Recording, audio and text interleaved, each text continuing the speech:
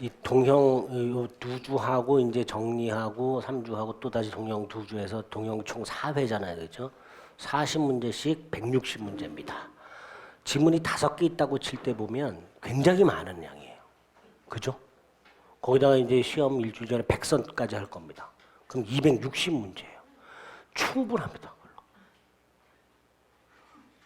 깡그리다 상공단에 있는 문제 풀에 있는 지문이라고 생각하시고 내가 도저히 안 되겠다 싶으면 그 지문 달달달 외워. 그럼 돼요. 그다음 동영하고 집에 가서 이제 내일 볼 거 예습해야 되잖아요. 그죠? 예습하기 전에 틀린 거, 오늘 틀린 거 꼭 한번 다시 확인하시고 맞췄더라도 찍어서 맞은 거 있죠. 확인하셔야 돼요. 틀린 것 중에서 실수로 틀린 거 확인하셔야 돼요. 몰라서 틀린 거 확인 안 해도 돼요. 아까 뭐 하자보수 채권하고 이런 건 동시 이행관계에서만 나온다 그랬잖아요. 근데 그것이 여러분들 틀린 분들이 많다. 왜? 매매대금 채권이 눈에 안 보이고. 그런 거 다시 한번 확인하는 거, 그런 거. 내 걸로 만들어야 돼요. 또 어떻게 어떤 식으로 실수를 유도할지 모르니까 내가 실수했던 거 위주로 다시 한번 꼭 확인해서 내 걸로 만드는 훈련 하셔야 됩니다. 다시 한번 말씀, 동영 4회차고 100선 문제로 충분하니까 기출문제 10년치 보신 분들은 아실 거예요. 대부분 다 반복이 됩니다. 민법 같은 경우에는. 어려운 것들은 틀릴 생각 하셔야 돼요. 아시겠죠? 68번 합의해제 149페이지부터 150페이지까지 나와 있는데요. 자, 합의해제는 계약이에요? 단독행위예요? 계약이죠. 해제가 단독행위고요. 합의해제는 계약이라 그랬습니다. 자, 2번 꼭 기억해야 되는 거죠. 합의해제의 경우에 두 가지. 손해배상 청구할 수 없고 이자가산의 뭐 없고. 그죠? 특별한 사정이 없는 한 손해배상 청구할 수 없고 이자가산의 뭐 없지요. 2번 틀렸죠. 3번은 세 번째 줄에 묵시적 합의해제 돼요? 안 돼요? 되지요? 되죠. 장기간 방치하게 되면 묵시적 합의해제도 가능하단 말이죠. 4번 계약을 합의해제할 때 근데 이 한 번에 보면 계약이 일부 이행된 상태에서 당사자 쌍방이 장기간에 걸쳐서 나머지 의무를 이행하지 않고 방치한 것만으로 묵시적 합의해제가 인정돼요. 이게 이제 조금 까다로운 지문이 되는 거죠. 묵시적 합의해제, 합의해제와는 지문이 있을까요? 어디 보자. 150페이지에 보면 동그라미 5번의 세 번째 줄이 이렇게 돼요. 계약의 합의해제는 명시적으로 이루어진 경우뿐만 아니라 묵시적으로 이루어질 수도 있다. 그 다음 뭐라고 돼 있어요? 계약의 성립 후 당사자 쌍방의 계약 실현 의사의 결여 또는 포기로 인하여 쌍방 모두 이행 제공이나 최고의 이름이 없이 장기간 방치. 이렇게 돼 있죠. 그러니까 우리 이 3번 지문 같은 경우에는 두 번째 줄에 당사 쌍방이 장기간 방치라고만 돼 있어요. 그죠? 지금 요약지에서 봤던 문장에서 뭐가 빠졌어요. 그 문장이 뭐냐? 다시 한번. 계약 성립 후 당사 쌍방의 계약 실현 의사 결여 또는 포기로 인하여 요게 빠진 거예요. 요게 3번 지문에서 말하는 특별한 사정이에요. 그게 없다라는 거예요. 그러니까 이건 묵시적 합의 해제도 아니다. 아니다가 되는 거예요. 비슷한 게 있었죠. 무권대리 행위에 대해서 본인이 장기간 방치한 것만으로는 추인이라 할 수가 없다라고 돼 있잖아요. 그죠? 비슷한 거예요. 단순히 장기간 방치한 것만으로는 묵시적 합의 해제로 볼 수는 없다가 되는 거죠. 앞에 뭐가 붙어야 돼요? 당사 쌍방이 계약 실현 의사가 결여되어 있거나 포기로 인하여 장기간 방치. 이런 표현이 들어가야 묵시적 합의해가 인정이 됩니다.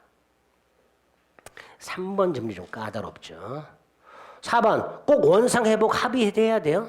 아니죠. 묵시적 합의해제는 그 내용이 합의해제 속에 들어있단 말이에요. 그러니까 꼭 원상회복에 대한 약정이 없어도 괜찮습니다. 답은 5번이죠. 자, 3번, 4번이 헷갈렸다 쳐요. 5번은 명확해야죠. 당사자가 해제로 합의해제로 소멸시킨 계약을 적어도 당사자 사이에서는 부활시킬 수 있다 없다? 있다. 그러니까 합의해제가 나왔을 때 꼭 기억해야 될 게 몇 가지 있는데 그 중에 하나가 계약이라는 거 1번 2번 손해배상 청구는 원칙적으로 안 된다는 거 그다음에 여기는 안 나왔지만 이자 가산의 의무 없다라는 거. 마지막에 5번. 부활시킬 수 있다 없다? 있다라는 거. 그러니까 꼭 기억해야 될 거 몇 가지만 기억해도 답을 고르는데 지장이 없게끔 출제되는 게 한 80% 이상이 됩니다. 그게 그 중에 하나가 68번 문제 같은 것들이에요. 그러니까 3번, 4번 그런가 보다 하고 틀렸다. 다시 한번 3번 특별한 사정이 없는 한 장기간 방창건모는 묵시적 하부 해제가 아니구나. 하부 해제 때 원상회복 꼭 약정해야 되는 것은 아니구나. 그 정도 확인하고 넘어가는 거예요. 3번, 4번을 내가 몰랐다 해서 좌절할 필요가 없는 거예요. 5번 모르는 걸 좌절해야 돼요. 5번 모르는 거. 예? 반성할 때 그런 거 반성하는 거예요. 3번, 4번을 내가 왜 몰랐지가 아니라 5번을 내가 왜 몰라서 틀렸지 이거 반성하는 거예요. 69번 계약 해제라고 돼 있습니다. 동그라미 1번. 합의 해제네요. 합의 해제. 150페이지 다시 위에서 두 번째 줄. 해제와 마찬가지로 합의 해제의 경우에도 말소 등기 없이 소유권은 매도인에게 당연히 복귀한다 그랬죠. 그죠? 1번 틀렸죠. 명확하게 골라야죠, 이것도. 이거는 꼭 합의 해제에서만 나오는 게 아니잖아요. 물권 변동에서 나오잖아요. 물권 행위에서. 원인 관계가 싫어. 매매 계약이 무효, 취소, 해제, 합의 해제됐다. 소유권은 당연히 복귀한다. 1년 동안 주둥이 터져라 수도 없이 얘기했던 거죠. 1번 골라야죠. 2번 실권약관이죠. 역시 150페이지에 있습니다. 실권약관의 경우에도 소급적으로 실권약관에 의해서 소급적으로 실은 경우에도 해제와 마찬가지로 제3자 권리는 해하지 못한다. 계약이 해제되거나 실권약관에서 해제되더라도 공통적으로 제3자 권리는 해하지 못한다. 3번 지문이 문제인데요. 1번, 2번 헷갈리셨다. 3번 가서 한참을 생각해야 될 겁니다. 이 3번 지문은요. 계약 해제 지문이라기보다는 제3자를 위한 계약 지문입니다. 파악하신 분이 계셨을까 모르겠네. 가불번 수차 매매 계약이 있었어요. 그런데요. 을이 병한테 대금을 직접 갑에게 지급하라고 그랬어요. 그럼 을이 요약자가 되는 거고요. 병이 낙약자가 되는 거고요. 갑이 뭐가 되는 거예요? 수익자가 되는 거예요. 그죠? 우리 제3자를 위한 계약의 대표적인 사례 형태로 뭐가 나와요? 갑과 을이 매매 계약을 하면서 갑이 이렇게 대금은 누구에게 지급해라? 병에게 지급하라. 그렇게 나오죠. 그건 사람이 바뀐 거예요. 을과 병이 매매 계약을 하면서 대금은 누구에게 지급해라? 갑에게 지급해라. 그렇죠?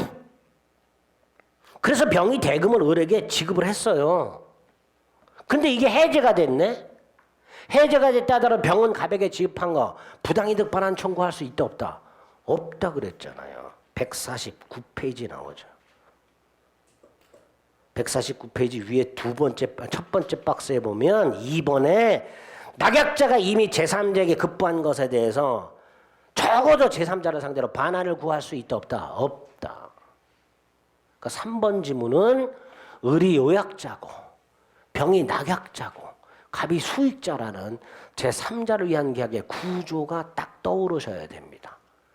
아마 대부분이 안 떠오르셨을 거예요. 옳은 지문이 됩니다. 4번은 153페이지에 있습니다. 자, 4번은 이런 거죠. 해제 단독행위죠.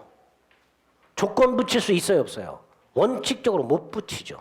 근데 정지조건부 해제권 행사가 가능하다고 그랬죠. 그 정지조건 해제권 행사가 언제까지 이행하지 않으면 계약은 해제된다. 이게 정지조건부 해제권 행사죠. 그때까지 이행하지 않는 것을 뭘로 하는? 정지조건으로 하는 정지조건부 해제권 행사가 됩니다. 153페이지에 보면 맨 위에 반가로 2번 해제의사 표시는 조건기한을 붙이지 못함이 원칙이다. 다만 계약 당사자 일방이 상대방에 대해서 일정한 기간을 정해서 이행을 최고하면서 이행이 없을 때 계약은 해제된다는 의사를 표시한 경우에는 위 기간 경과로 계약은 해제된 것으로 계약할 것이다. 그 기간까지 이행하지 않은 것을 무슨 조건으로 하는? 정지 조건으로 해제권 행사입니다. 이거 최근에 다른 자격증에서 해제 조건부 해제권 행사가 가능하다라고 틀린 지문으로 출제가 된 적이 있습니다. 해제 조건부가 아니라 뭐다? 정지 조건부입니다. 정지 조건부. 그게 4번 지문이 될 것이고요. 5번은 151페이지에 나오죠. 이행지체를 이유로 계약을 해제하려면 조문에서는 상당기한을 정해서 이행을 최고하도록 돼 있죠. 근데 대법원 뭐라 그래요? 상당기한을 굳이 정할 필요는 없다. 상당기한을 정하지 않고 최고하더라도 최고의 효력이 있다. 기간을 명시해서 최고해야 되는 것은 아니다. 이렇게 되겠죠. 답은 1번에서 고를 수 있어야 되는 거예요. 안 그러면 2번, 3번 이런 데서 헷갈리게 됩니다. 2번, 3번, 4번 이런 데서. 70번은요. 매수인이 매도인 갑에게 계약금을 지급하고 그러나 이행 착수는 이루어지지 않았다. 계약금 문제죠. 157페이지부터 나오죠. 자, 계약금은 최소한대 성질이 증약금이고 민법이 부여한 게 해약금이고 특약을 하면 위약금이 되고 위약금이면 손해배상액의 예정으로 추정하고 이렇게 쭉 연결이 되죠. 자, 그중에 1번 대금을 불입하지 않으면 계약은 자동적으로 무효가 되고 이미 지급한 금액은 반환하지 않는다. 이게 뭐예요? 위약금 특약이죠. 줄이면 이게 위약금 특약이 되는 거예요.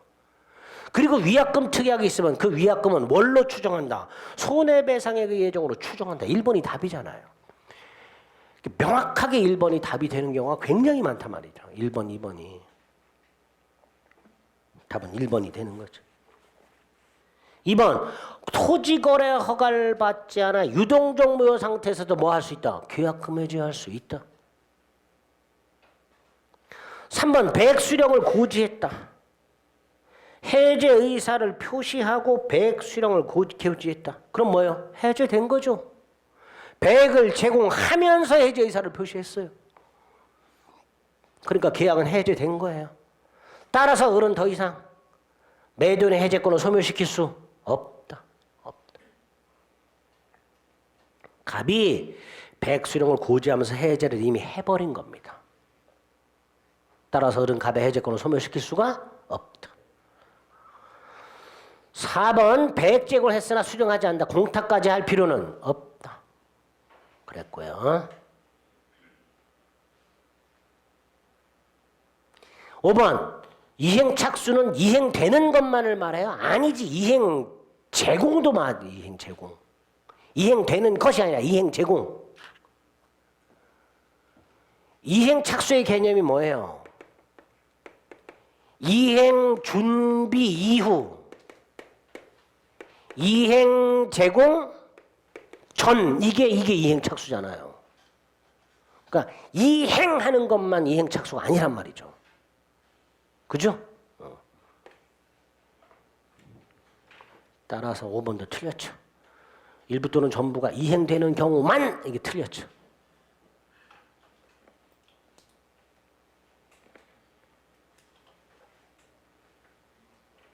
(71번에) 1번 159페이지에 있죠. 매매계약에 관한 비용 뭐가 있었죠? 3개 기억하자 그랬죠.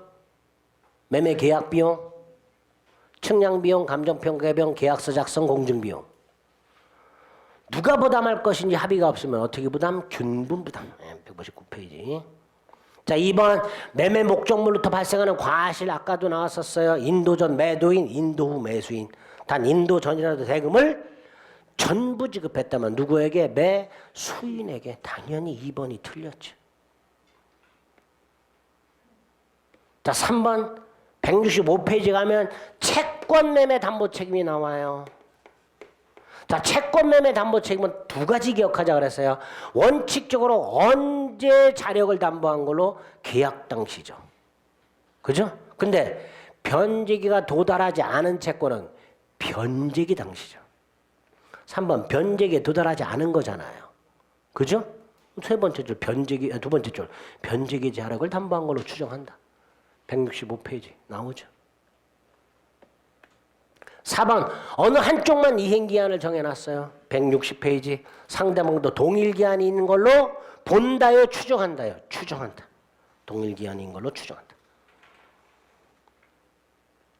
자, 5번은 뭘 물어보는 거예요? 담보책임 중에 하나 물어보는 거죠. 163페이지. 자, 5번의 포인트가 뭐예요? 첫 번째 줄 끝에 저당권 행사죠. 자, 저당권이 행사되었을 때 저당권이 설정이 되어 있는 부동산을 샀는데 그 저당권이 행사돼서 소유권을 상실해 됐다. 자, 매수인은 어떤 담보 책임을 물을 수 있었어요? 선악을 묻지 않고 계약 해지하고 손해배상 청구할 수 있었죠. 모두 할 수 있었어요. 출재액 상환 청구. 그거 물어보는 거죠. 163페이지에 있습니다. 특별한 사정이 없냐는 매수인은 선악을 묻지 않고 뭐 할 수 있다? 해지할 수 있다. 담보 책임 지문이죠. 3번, 5번은 담보 책임 지문입니다. 자, 72번 담보 책임 자체를 물어봅니다. 1번, 자, 담보 책임 무슨 책임? 무과실 책임. 161페이지 무과실 책임. 2번, 건축을 공장을 지을 목적으로 땅을 분양받았는 땅을 샀는데 공법적 제한이 있어서 공장을 못 짓더라. 법률적 장애. 권리의 하자예요, 물건의 하자예요? 물건의 하자로 본다 그랬죠. 판례는 163페이지. 물건의 하자로 본다 그랬습니다. 3번 매매 목적인 토지 전부가 타인 권리. 자, 전부 타인 권리 담보 책임 뭐였었죠? 161페이지에 있죠. 맞나? 응, 이거는. 전부 타인 권리 뭐예요? 선해 손악해도 선해. 외우셨죠? 선이 해제 손해배상 청구, 악의 해제, 매도인도 선이라면 해제. 그거 갖고 보면 선악불문하고 해제할 수 있다. 응. 선이 해제할 수 있고 악의 해제할 수 있으니까 선악불문하고 해제할 수 있다. 4번 일부 타인 권리 162페이지 어떻게 외웠죠? 일타, 대감, 선해손. 네. 선악불문하고 대금감액 청구할 수 있다. 선이라면 해제, 손해배상 청구할 수 있다. 그러니까 세 번째 줄 선악불문하고 뭐 할 수 있다? 대금감액 청구할 수 있다. 그죠? 5번은 일부가 멸실됐어. 수량이 부족하거나 일부가 멸실됐어. 부, 실, 선대감에서 선이만 대금감액 청구할 수 있고 계약 해지할 수 있고 손해배상 청구할 수 있다. 외운 분들은 그냥 다 5번 나오죠. 162페이지 있습니다. 3번, 4번, 5번은 다 161, 162, 162페이지까지 있으니까 그 앞머리 따서 그거 갖고 푸는 거예요. 제가 이것만 외워도 풀 수 있다 그랬잖아요. 답은 5번.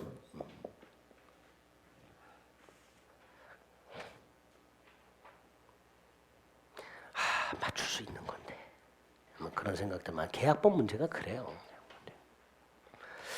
73번 민법상 임대차라고 되어 있습니다. 뭐 이거 많이 고르셨겠지. 1번 169페이지 가면 민법상 임대차 존속기한을 약정하지 않으면 뭐라고 되어 있어요? 635조에서 각 당사자는 언제든지 계약의 해지를 통고할 수 있고 통고받은 날부터 6달, 한 달, 5일이 지나야 해지가 되는데 부동산 임대차의 경우 임대인 해지 통과하면 몇 개월? 6달이죠.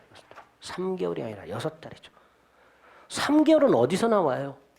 주택임대차나 상가건물 임대차 법정경 임대였을 때 나오죠. 1번 틀렸죠. 169페이지에 보면 635조가 있습니다. 2번은 171페이지에 가면 임차인의 비용상환 조건이 나옵니다. 171페이지에 가면 그 비용상환 조건이 두 개가 있습니다. 필요비하고 유익비. 필요비는 지출 후 즉시, 유익비는 임대차 종료 후 가액 증가가 현존한 경우에 하나예요. 그죠?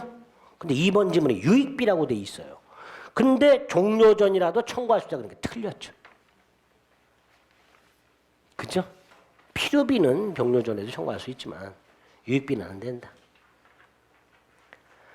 3번은 173페이지 가면 나옵니다. 토지 임차인의 지상물 매수 조건의 그 지상물. 미등기 건물도 되고 무허가 건물도 되고 기존 건물도 되고 신축 건물도 되고 신축할 때 임대인 동의를 받아도 되고 안 받아도 되고 경제적 가치가 있어도 되고 없어도 되고 임대인에게 쓸모 효용이 있어도 되고 없어도 되고. 아이고 숨차. 건물에 근저당권이 설정되어 있어도 되고. 그러니까 이번 한번 두 번째 줄 임대인에게 객관적 경제적 가치가 거의 없다 하더라도 매수 청구권 행사할 수가 있다. 다 쓰러져가는 소금 창고라 하더라도 사라 할 수 있단 말이죠. 답이 4번이죠. 175페이지 가면 임차인의 의무 중에 하나가 뭐예요? 수인 의무. 임대인 보존 행위를 뭐뭐하지 못한다. 거절하지 못한다. 임차인의 수인 의무 이런 거 맞춰주셔야지. 5번은 168페이지 가면 나오죠.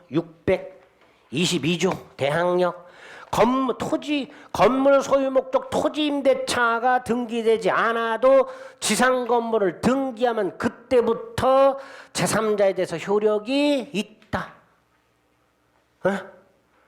168페이지 가면 622조가 나옵니다. 조문이. 기억이 달라. 수도 없이 말씀드렸어요. 그 페이지에 621조 임차권 등기처권이 나와요. 그게 74번이죠. 자, 74번은 문제가 이렇게 돼 있어요. 임대차 계약에서 다음의 권리와 관련하여 임차인에게 불리하게 약정하더라도 효력에 인정될 수 있는 것은 즉 임의 규정은 짧게 물어보면 뭐라고요? 임의 규정은 답으로 나올 수 있는 게 비용 상환 조건하고요. 임차권 등기 조건이라고 그랬어요. 에? 답 2번 골라야죠. 겁나 많이 틀렸어. 비용 상환 조건만 맞추면 되나? 자, 아까 거기 168페이지 보면 621조가 있어요. 그 621조 조문을 다시 한번 보세요. 뭐라고 돼 있나? 당사자 간에 반대 약정이 없다면 임차권 등기 절차 협력을 청구할 수 있다. 그럼 반대 약정이 있으면 청구하지 못한다. 반대 약정이 뭐예요? 임차권 등기 청구하지 않, 임차권 등기하지 않는다 그 얘기 아니에요. 임차인에게 유리해요, 불리해요? 불리하잖아. 그래도 유효하다니까. 621조를 임의 규정으로 해석하는 이유는 반대 약정이 없다면 그 문구 때문에 그런 거예요. 반대로 뒤집어 말하면 반대 약정 할 수 있다 없다? 있다라는 거잖아요. 그죠? 조문하고 74번 문제가 연결이 돼야 안 돼요? 되잖아요. 반대 약정 할 수 있단 말이에요. 임차권 등기하지 않기로 합의. 임차인에게 불리하잖아요. 유효라니까. 답 2번. 그 나머지 1, 3, 4, 5는 몰라도 돼요. 이게 강행 규정이지 암기 안 해도 됩니다. 임의 규정 2개만 기억하시면 돼요. 지금 요 74번 같은 형태의 문제가 굉장히 자주 나왔어요. 우리 시험에서도. 주로 답이 비용 상환 조건이었었어요. 포기 약정, 반대 약정 하더라도 임차인에게 무효가 아닌 것은 이런 식으로 굉장히 자주 물어보던 유형입니다. 2개 꼭 기억하세요. 비용 상환 조건하고 임차권 등기 조건하고. 74번은 많이 텐데 저 75번은 다 맞췄어 많이. 하도 제가 떠들어서 그런가. 자, 75번은 이제 190페이지부터 보면 190페이지인가? 100 몇 페이지? 아니다. 75번에 1번부터 존속기간 문제잖아요. 그죠? 몇 페이지? 190페이지부터 190페이지. 190페이지 맨 위에 가면 주택임대차 존속기간 박스가 있죠. 기간을 정하지 않거나 2년 미만으로 정한 때는 2년으로 본다. 또 하나 2년 미만으로 정했다 하더라도 임차인만은 그 유효를 주장할 수 있다. 동그라미 1번이죠. 그리고 존속의제가 있죠. 임대차가 종료되었다 하더라도 보증금을 돌려받을 때까지는 임대차 관계는 존속하는 것으로 본다. 역시 190페이지 있고요. 3번 주택임대차의 법정갱신 기간은 2년으로 본다. 근데 4번 임차인만 해지할 수 있다. 임차인만 해지 통지할 수 있다. 그리고 얼마가 지나야? 3월이 지나야 해지가 되죠. 4번이 답이죠. 또 5번은 임차인이 이익 이상 차임 연체와 같은 채무 불이익이 있을 때는 묵시적갱신 인정되지 않는다. 이렇게 존속기한 및 갱신에 대해서만 쫙 문제가 나오기도 합니다. 근데 76번 같은 게 좀 짜증나죠. 보증금 나오고 막 이렇게. 자, 주택 소유자 갑은 을과 이 사이에서 자기 소유 주택을 보증금 1억 원, 차임을 매월 100만 원. 다시 한번 여쭤보겠습니다. 환산 보증금이 얼마예요? 그런 거 없다 그랬어요. 주택은 보증금만 가지고서 최소한 변제 기준을 정한다 그랬습니다. 기간 2년으로 정하고 임대라는 계약을 체결했고 인도했습니다. 자, 인도까지만 했어요. 근데 1번 지문에 주민등록을 했다 그랬어요.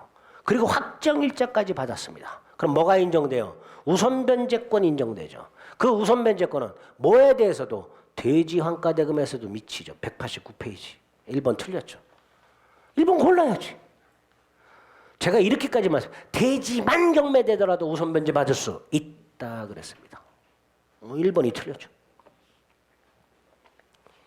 2번은 대항 요건을 갖추면 주택을 양수한 자가 임대인지를 승계하죠.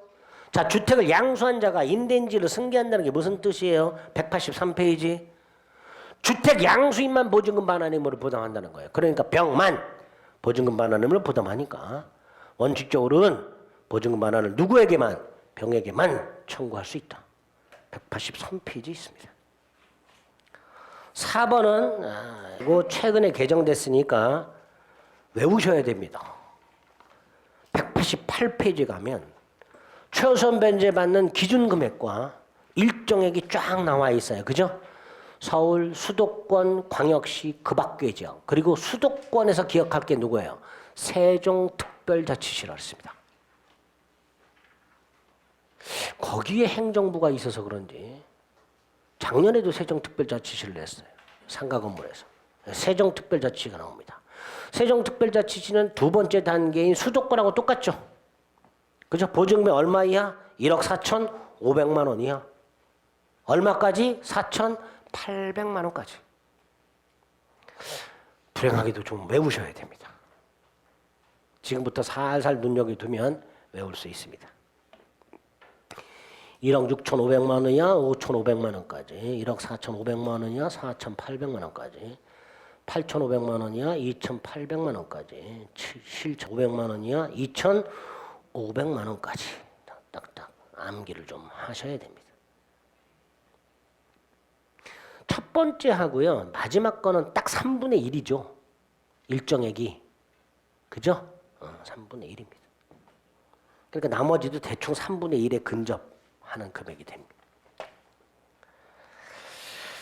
옳은 지문이고요. 4번 의리 주민등록을 주소로 옮기기 전에 저당권이 설정돼 있었어요. 그럼 저당권이 실행되면 임차권 어떻게 돼요? 소멸한다 그랬죠. 임차권을 소멸한다. 대항력의 제한이라고 해서 183페이지 있죠. 대항력의 제한. 임차권보다 선순위 저당권이 있을 때 경매가 되면 선순위 저당권이 말소기준 권리가 되니까 임차권도 어떻게 된다? 소멸한다. 대항력의 제한 183페이지. 자, 5번 지문은요. 조금 까다롭다. 까다롭다. 5번 지문. 자주 출제가 되는데 이것도 183페이지 있습니다. 대항력 의미의 반가로 2번. 자, 갑과 을 사이에 주택임대차 계약을 합니다. 다시 한번 머릿속에 꼭 넣으세요. 자, 을은 갑에 대해서 보증금 반환 채권을 갖고 있습니다. 그런데 을에게 돈을 빌려준 사람이 있었어요. 을의 채권자. 나중에 임대차가 종료해서 갑이 을에게 보증금을 돌려주면 을은 이 보증금을 받아가지고 돈을 갚지 않고 잠수 탈 가능성이 있단 말이에요. 그러니까 을의 채권자의 입장에서는 지급을 못하도록 해야 될 거 아니에요. 그래서 어떻게 해요? 감류한다 그랬어요. 이거를. 을의 채권자가 을의 갑에 대한 보증금 채권을 뭐 한다? 감류. 했을 때 요 갑 뭐라고 부른다 그랬죠? 갑을? 제3채무자. 뭐라고 부른다고요? 제가 여러 차례 말씀드렸습니다. 채권자가 바라본 채무자의 채무자. 뭐다? 제3채무자. 자, 이 상태에서 갑이 주택을 팔았다. 감류되고 팔았다. 병이 누구의 지위를 승계해요? 갑의 지위. 갑의 지위가 뭐였어요? 제3채무자. 자, 그러면 5번 지문 봅니다. 을의 보증금 반환 채권이 가압류되었고 주택이 양도되었을 때 병은 누구의 지위를, 갑, 즉 제3채무자의 지위를 승계한 것으로 본다. 183페이지 있고요. 최근에 2번 연장으로 우리 시험에서도 출제가 된 적이 있습니다.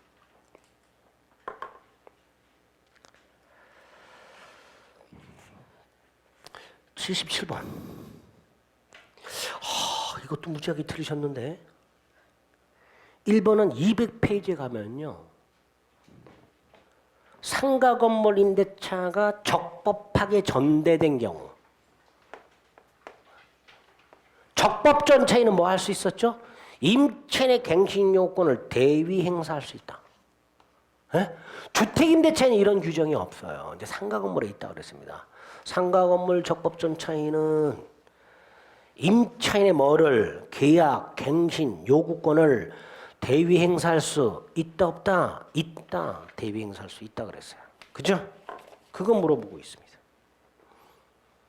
옳은 지문이잖아요.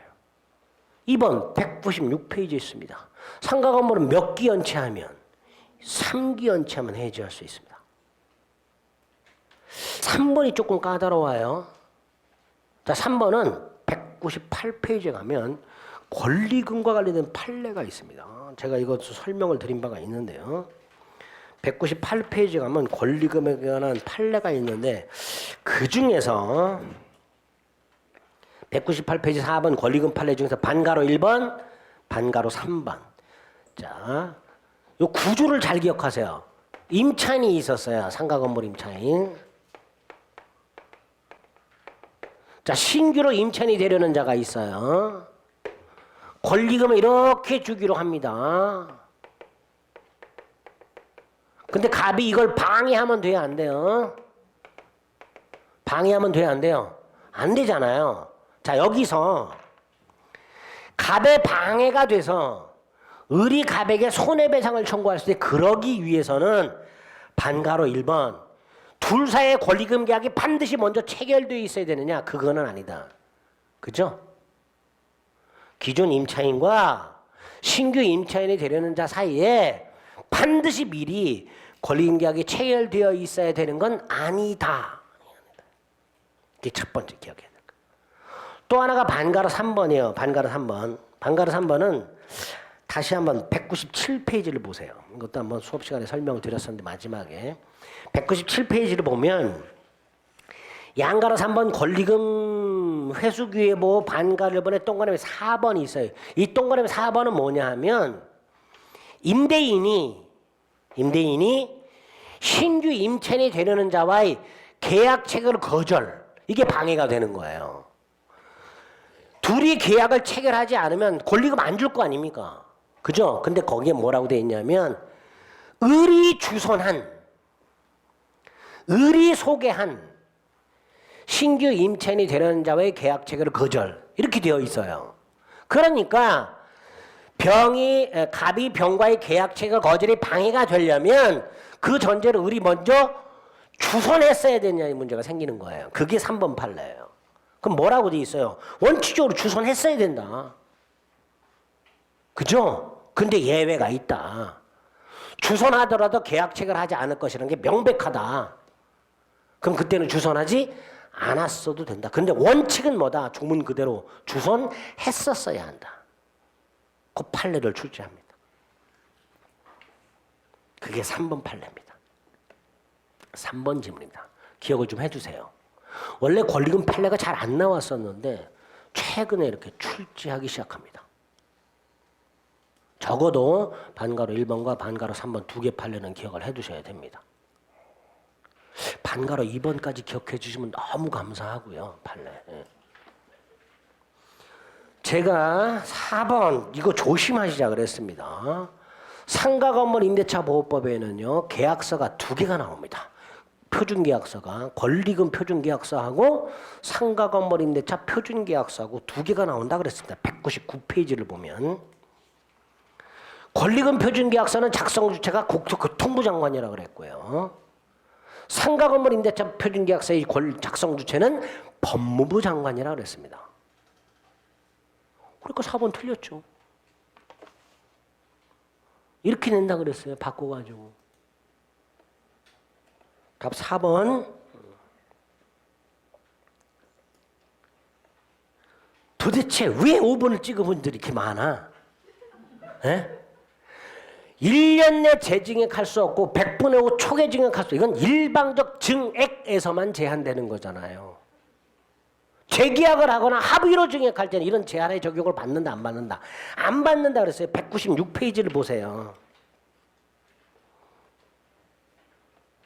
196페이지 양가로 1번, 주의 판례 반가로 1번 그대로 써 있잖아. 계약 종료 후 재계약을 하거나 종료 전 합의로 증액하는 경우에는 적용된다 안 된다? 안 된다. 그 말은 100분의 5 초과할 수 있다.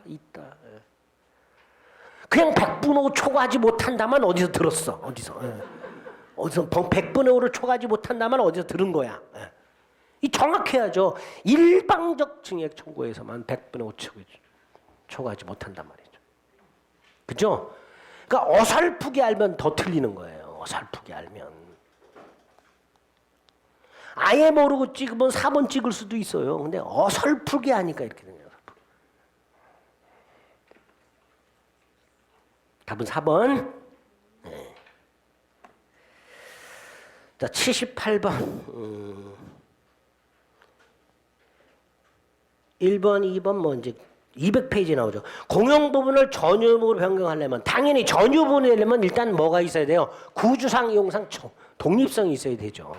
당연한 거고. 전유 부분의 요건이 요건 중에 하나가 뭐예요? 구조상, 이용상 독립성, 그게 전유 부분의 요건이잖아요. 그 200페이지 있죠. 또 어느 부분이 공용 부분인지 전유 부분인지는 뭘 갖고 판단해요? 구조상, 이용상 독립성이 있냐 없냐 구조 가지고 판단한다 그랬잖아요. 그죠? 전유 부분인지 아닌지 공용 부분인지 아닌지는 원칙적으로 구조 가지고 판단한다 그랬습니다. 3번 대지권은 대지 사용권은 꼭 소유권만을 말했어요? 아니야. 지상권도 되고 임차권도 된다 그랬습니다. 그죠? 4번은 꼭 해야 될 것 중에 하나죠. 관리단. 설립행위가 필요 있어요 없어요? 208페이지 설립행위 필요 없다 그랬어요. 관리단은 구분 소유관계가 성립한 건물에 대해서 구분수혜자 전원을 구성원으로 당연히 성립하는 비법인 사단으로 별도의 조직행위나 설립행위가 필요 있다 없다? 없다 그랬습니다. 그죠? 자, 답이 5번인데요. 제가 이 집합건물법에서 최근에 개정된 것 중에 하나가 이 정족수라 그랬어요. 이거 제가 지난번에 마지막 집합건물 정리할 때 꼭 좀 기억해 주세요. 근데 나온단 말이에요. 출제가. 뭐죠? 공용부분 변경. 204페이지. 집합건물의 공용부분 변경. 이거 일반 건물하고요. 콘도미니엄 구별해야 된다 그랬죠? 자, 일반 건물의 경우에는 일반 건물 몇 분의 몇? 3분의 1이야. 3분의 2. 구분 소유자의 3분의 2 이상 및 의결권의 3분의 2. 외우자 그랬어요. 근데 콘도는 과반수. 그죠? 단 권리 변동이 있는 공용부분 변경. 일반 몇 분의 몇? 권리 변동이 있는 공용부분의 변경은 뭘 생각하자 그랬죠 제가? 리모델링. 다시 한번 권리 변동, 구분 소유권이나 대지 사용권의 변동이 있는 공용부분의 변경. 왜? 리모델링 수직이나 수직 수평 증축을 하게 되면 구분 소유권의 객체인 전유 부분이 넓어지거나 대지권의 범위가 커질 수 있잖아요. 그죠? 그러니까 구분 소유권이나 대지 사용권의 변동을 일으키는 공용부분의 변경이란 리모델링 생각하시면 된다 그랬어요. 리모델링이가 뭐하고 똑같아요? 재건축하고 똑같다 그랬어요. 그러니까 몇 분의 몇? 5분의 4. 근데 콘도는 3분의 2. 이렇게 세분화를 해놨기 때문에 옛날에는요 그냥 공용부분의 변경 싸잡아서 4분의 3이었어요. 근데 이걸 세분화 시킨 거예요 이렇게. 그래서 출제될 수 있다고 그랬죠. 다른 장에서 출제가 된 거예요. 5번 틀렸죠?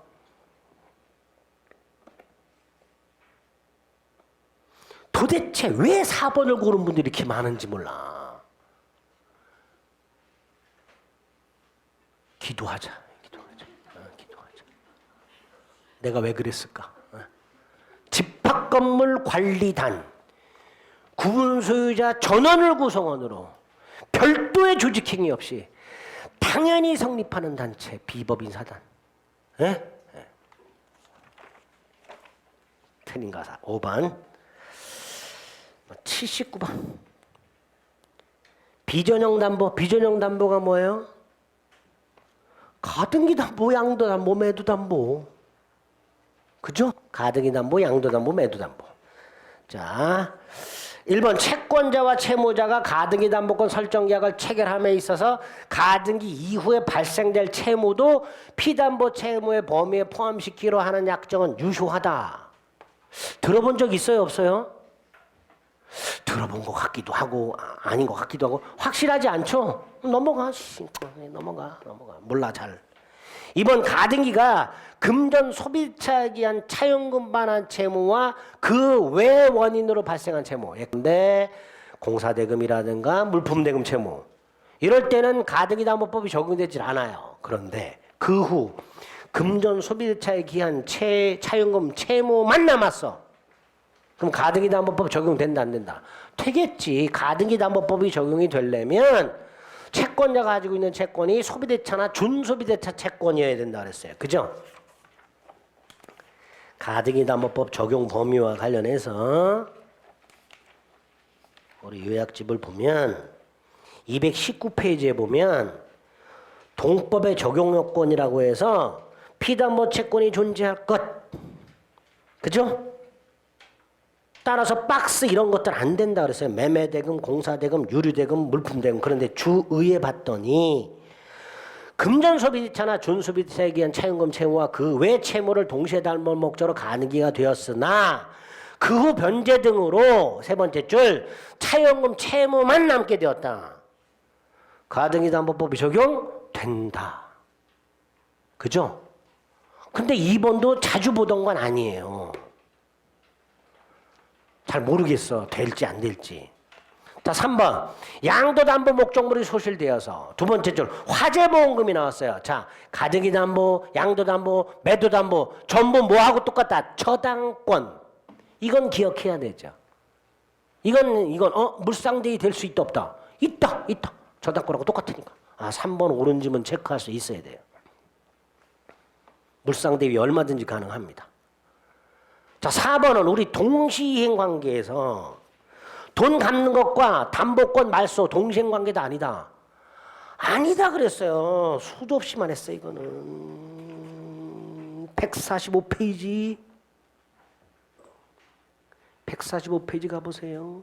동시행 관계가 부정되는 거 박스 2번 변제와 담보권 말소.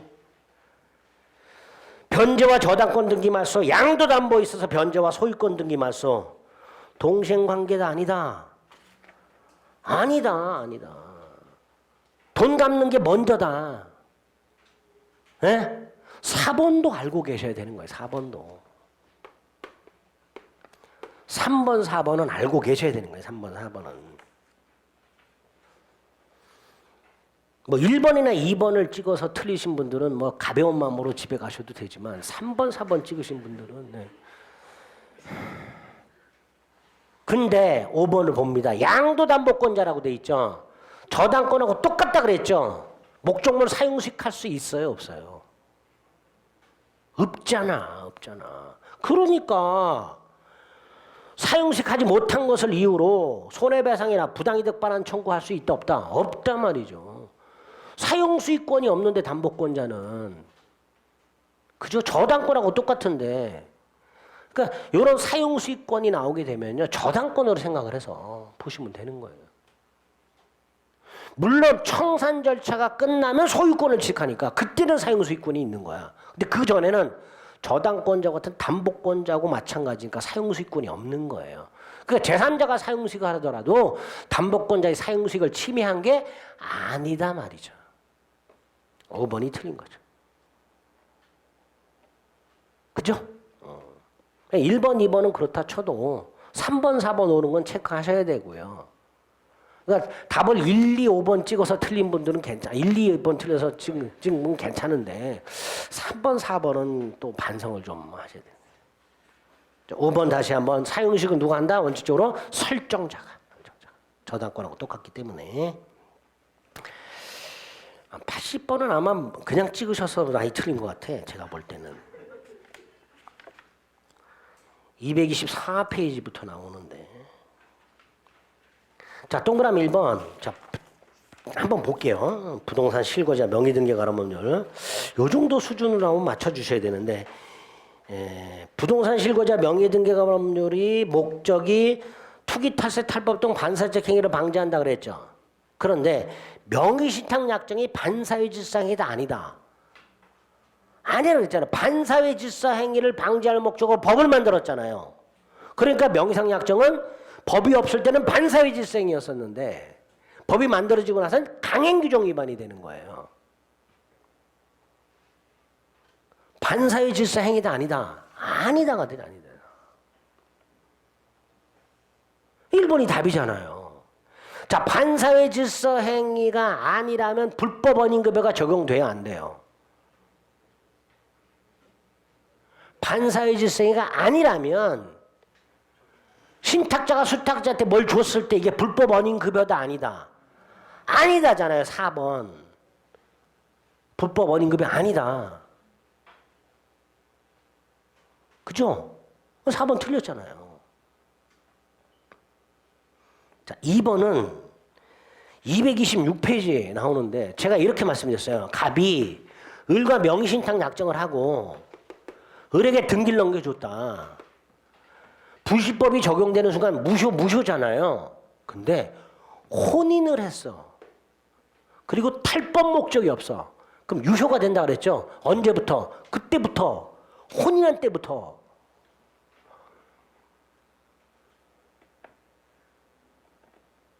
두 번째 줄 명의상 약정이 체결된 때로부터가 아니라 혼인한 때부터. 226페이지 그 위에 관련 판례. 뭐라고 해서 세 번째죠. 그때부터 유효로 된다. 혼인한 때부터 유효가 된단 말이에요. 혼인한 때부터.